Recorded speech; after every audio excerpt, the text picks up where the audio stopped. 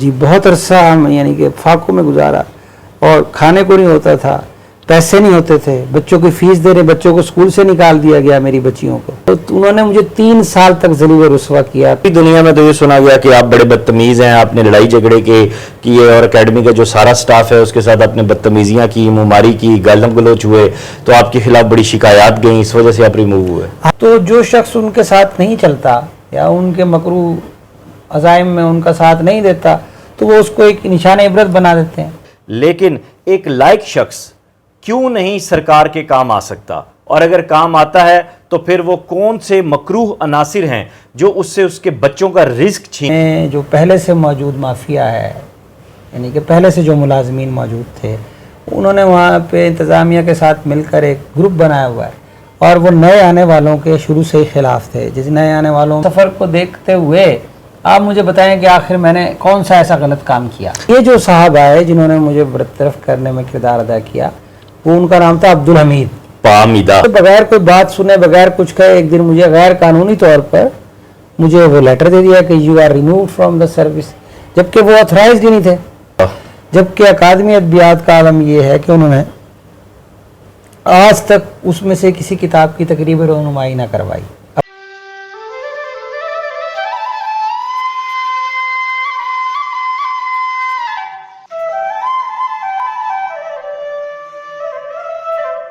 آداب دوستو، سخن میں خوش آمدید۔ میں ہوں وقاص عزیز، اور آج کا جو پروگرام ہے، آج کی جو نشست ہے، وہ انتہائی اہمیت کی حامل ہے۔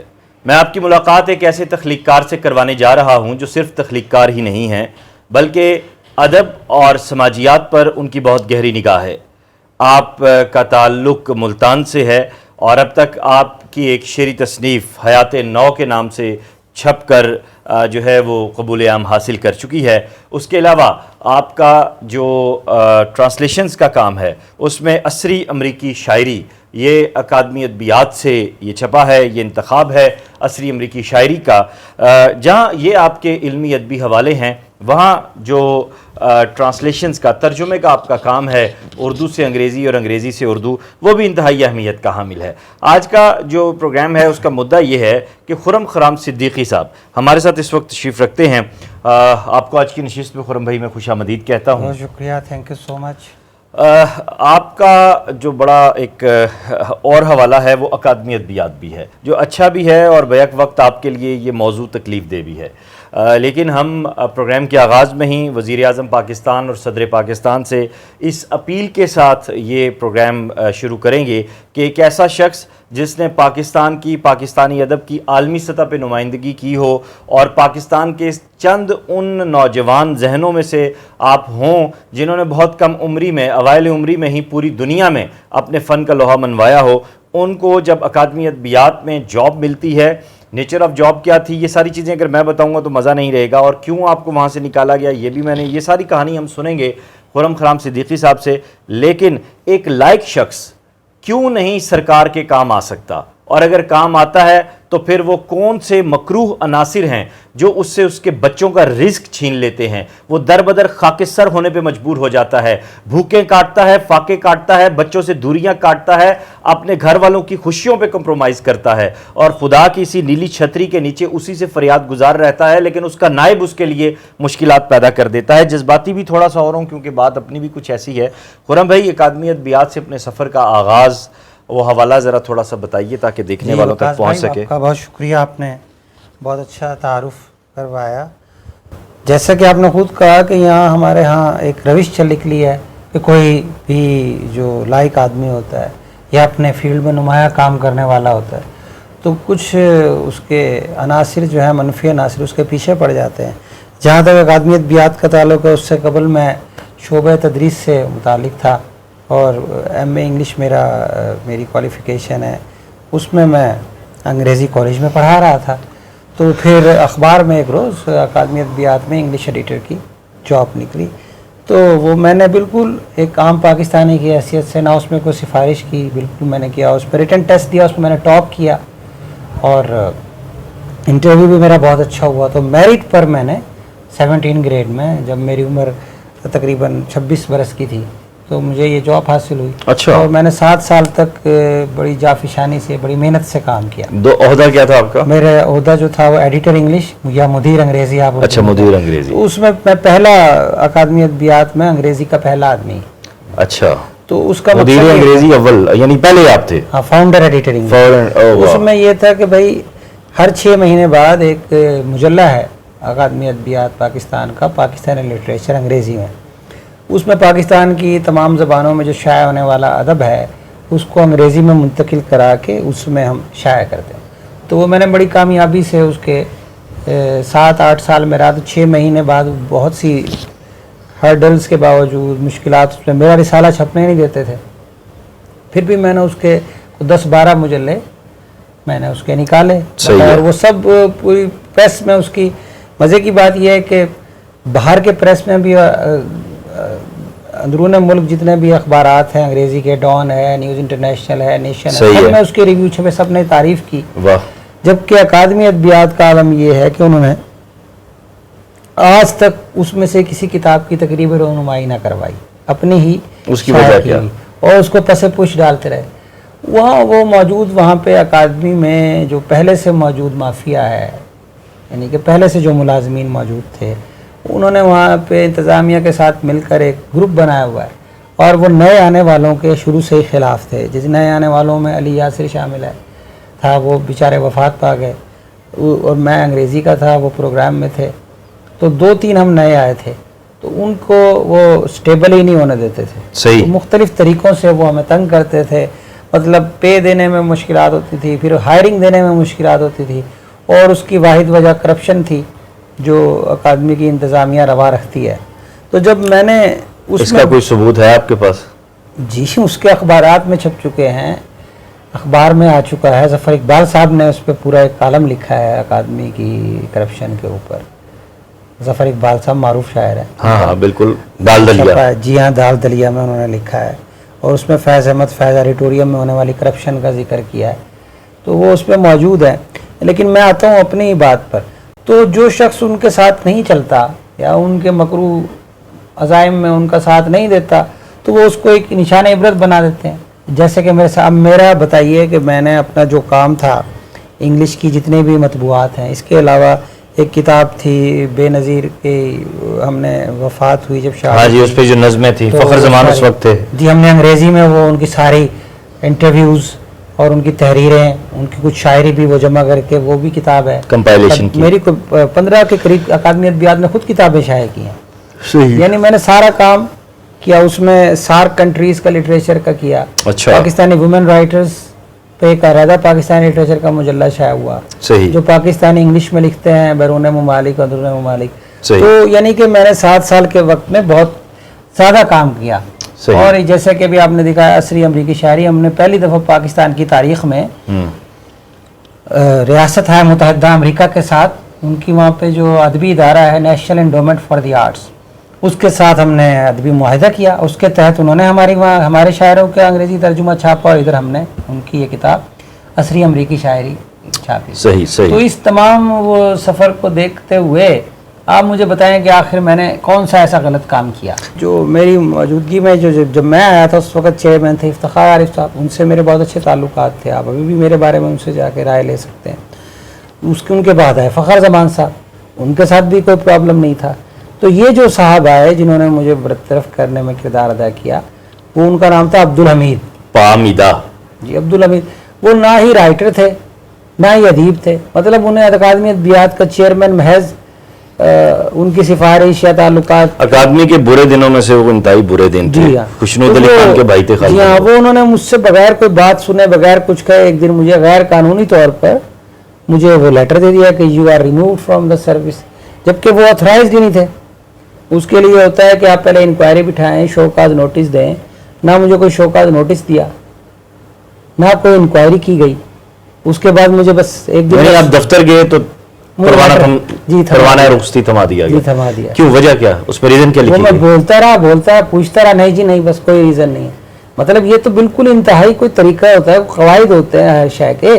مطلب یہ تو ایک انتہائی، یہ تو ہم کسی معاف کیجیے گا، ہم گھر میں ملازمہ بھی رکھتے ہیں اگر، تو اس کو بھی ہم 1 مہینے پہلے بتا دیتے ہیں. اچھا، ادبی دنیا میں تو یہ سنا گیا کہ آپ بڑے بدتمیز ہیں، آپ نے لڑائی جھگڑے کیے اور اکیڈمی کا جو سارا سٹاف ہے اس کے ساتھ آپ نے بدتمیزیاں کی، مماری کی، گالم گلوچ ہوئے، تو آپ کے خلاف بڑی شکایات گئیں، اس وجہ سے آپ ریموو ہوئے. آپ ایسا کیجئے کہ جو اکادمی ادبیات کے ملازمین ہیں ان سے جا کے میرے بارے میں پوچھ لیجئے، وہ ابھی تک میرے اچھے اخلاق کے گن گاتے ہیں. باہر سے جو بھی آتا تھا رائٹر ادیب، میں اس کے لیے جو ہے دید و دل فرشراہ کرتا تھا، کیونکہ ادیب کا تو کام ہی خوش اخلاقی ہے. بالکل. اور ہماری تربیت ہی خوش اخلاقی کی ہے. ہم کسی کے ساتھ گالم گلوچ کیوں کریں گے کسی کے ساتھ؟ اصل میں ہمارے ہاں میں نے آپ کو بتایا روش یہی ہے، جب کوئی آدمی کے بارے میں ہمیں کوئی اور بات سمجھ میں نہیں آتی اس کو نیچا دکھانے کے لیے اس کی کریکٹر تو ہم کریکٹر اسیسینیشن شروع کر دیتے ہیں کہ گالیاں دیتا ہے. اب اس کا کیا ثبوت ہے کہ میں گالیاں دینا؟ تو مطلب کوئی اس کا آپ پوچھ سکتے کسی کو بھی میں نے گالی دی ہو. صحیح. چلیں ایک بات اور واضح ہو گئی. اچھا، اس کے بعد آپ نے کیا سرکار سے کوئی درخواست؟ جناب میں فیڈرل سروس ٹریبیونل گیا اس اپیل اس قدم کے خلاف. جب میں وہاں پہ گیا تو انہوں نے مجھے 3 سال تک ذلیل و رسوا کیا، پیشیاں لگا. حالانکہ سمپل سی ایک چیز تھی، سروس میٹر تھا کہ بھئی کیا مجھے جو برطرف کیا گیا وہ صحیح کیا گیا. کیا سفارش نہیں تھی آپ کے پاس کسی بیوروکریٹ کی، سیاستدان کی؟ کوئی سفارش نہیں، بلکہ الٹا جو حمید صاحب تھے ان کا ہی بیچ فیلو جو ہے اس کو جج بنا دیا گیا. اور وہ سیکٹری جو جس دوران جو سیکٹری تھے، تو آپ کو نہیں پتا کہ مجا دیاں پیڑا ہوندیاں نے؟ جی ہاں. تو وہ جو سیکٹری تھے صاحب تھے جن کے سائن تھے، جن کی مرضی سے مجھے نکالا گیا، وہ سیکٹری جج بن گئے. ہاں تو پھر تو میں نے اعتراض کیا کہ بھئی یہی تو صاحب ہیں جنہوں نے مجھے ہٹایا، تو یہ کیسے میرے حق میں فیصلہ؟ وہ تو آپ کی ساس ثابت ہوئی نا. انہوں نے کسی 4 سال تک اس طرح 3-4 ان کی اور اکادمی ادبیات کی طرف سے کوئی دوسری پارٹی کی طرف سے کوئی بندہ نہیں آیا کیس ڈیفینڈ کرنے کے لیے. اگر وہ صحیح ہوتے، ان کے پاس کوئی ہوتا دفاع کے لیے. نہیں، اکیڈمی کے ملازمین کا تو اس میں کچھ نہیں لینا دینا، کیونکہ یہ تو چیئرمین کا فیصلہ تھا، چیئرمین ہی اس کے اوپر بات کر سکتا ہے. اچھا، انتظامیہ کا کوئی بندہ نہیں آیا نا کیس کو ڈیفینڈ کرنے. پام عید کے بعد قاسم بگیو آئے. ہاں جی. بگیو صاحب نے بھی کچھ نہیں کیا. نہیں، وہ تو یہ کہنے لگے نا کہ بھئی آپ کا کیس چل رہا ہے. ہاں. تو ہم کیا کریں؟ تو کیس کا میں بائنڈ اپ کرنے میں کیس کا کیا ہوا؟ تو 4 سال بعد انہوں نے ان کا جب کہ دوسری پارٹی آئی نہیں، وہ میرے حق میں ہونا تھا فیصلہ کہ بھئی وہ تو آئے نہیں اپنا کیس ڈیفینڈ کرنے کے لیے. عام طور پہ ایف ایس ٹی ملازم کے حق میں فیصلہ دیتا ہے. تو میری واحد مثال ہے کہ جس پہ پھر انہوں نے فیصلہ محفوظ کر لیا. آخر اس میں ایسی کون سی چیز تھی جو محفوظ کر لیا؟ تو 2-3 مہینے محفوظ کیے رکھا.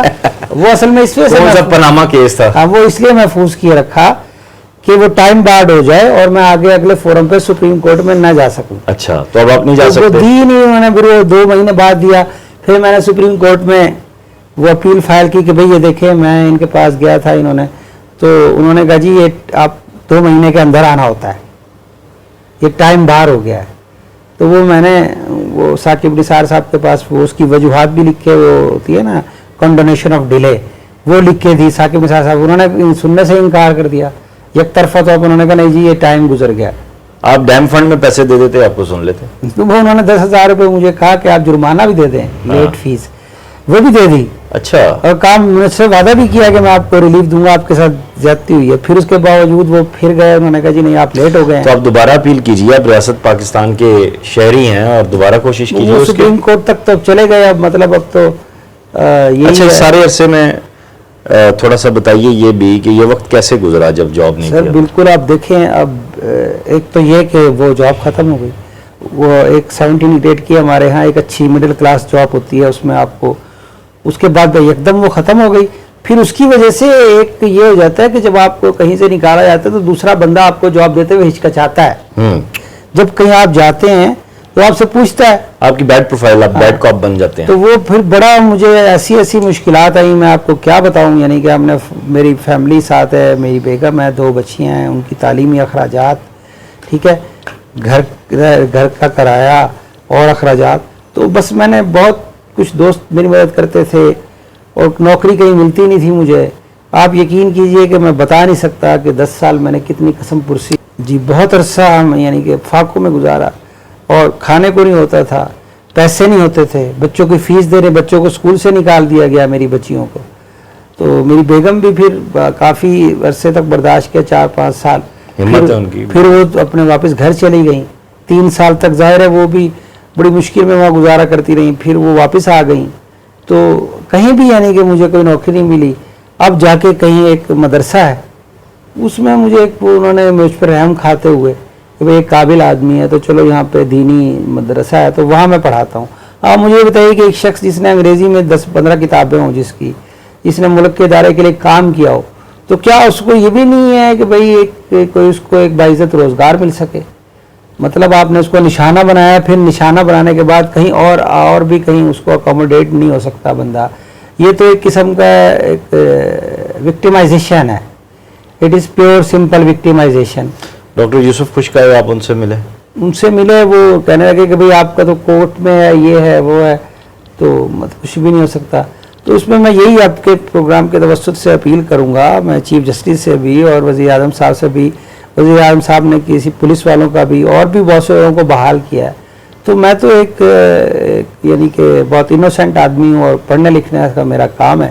تو آپ برائے مہربانی میرے اوپر توجہ کریں, میرے حالت زار پر, تاکہ میں بھی اس معاشرے کا ایک مفید شہری بن سکوں. یہ ہے انسانی حقوق کا کیس. ناظرین, وہ تمام این جی اوز اور وہ تمام لوگ جو انسانی حقوق کا رونا روتے ہیں, راگ گلاتے ہیں اور جھوٹے کیسز کو اٹھا کے پاکستان کے خلاف بڑے بڑے بینرز بناتے ہیں اور چلتے ہیں, اور وہ لوگ بھی جو مخیر حضرات ہیں جو درد دل رکھتے ہیں انسانیت کا, بڑے بڑے عہدوں پہ فائز ہیں, ان سے گزارش ہے کہ خرم خرام صدیقی صاحب کا یہ کیس دیکھیں. انتہائی لائق اور قابل آدمی, ایک انتہائی لائق ذہن, وہ یوں ضائع ہو رہا ہے. اگر یہ ملک و قوم کے کام آ جائیں گے تو اس میں کیا برا ہے. ہم پاکستان اور پاکستانیت کا بہت راگ الاپتے ہیں, بہت نعرے لگاتے ہیں, بہت واویلا کرتے ہیں, بہت چرچا کرتے ہیں, لیکن جب ہم اپنے ملک کے روشن چراغ خود بجھائیں گے تو پھر کون آ کر گھر کو آگ لگ گئی گھر کے چراغ سے. ایک انتہائی تکلیف دہ سٹوری ہے, لیکن خرم بھائی نے ہمت نہیں آ رہی. آپ کی ہمت کو سلام ہے, بھابھی کی ہمت کو سلام ہے, آپ کے بچوں کو اللہ سلامت رکھے. اور میں اور میرا فورم اور میرے جو جتنے دوست ہیں سب آپ کے ساتھ ہیں. آپ کے کیس لڑیں گے بھرپور طریقے سے, اور کوشش ہوگی, اللہ تعالیٰ سے بھی گزارش ہے, اللہ تعالیٰ سے بھی دعا ہے کہ دوبارہ آپ جو ہے وہ اپنے عہدے پہ باعزت طریقے سے بحال ہو سکے. آپ کا بہت شکریہ, آپ نے وقت دیا.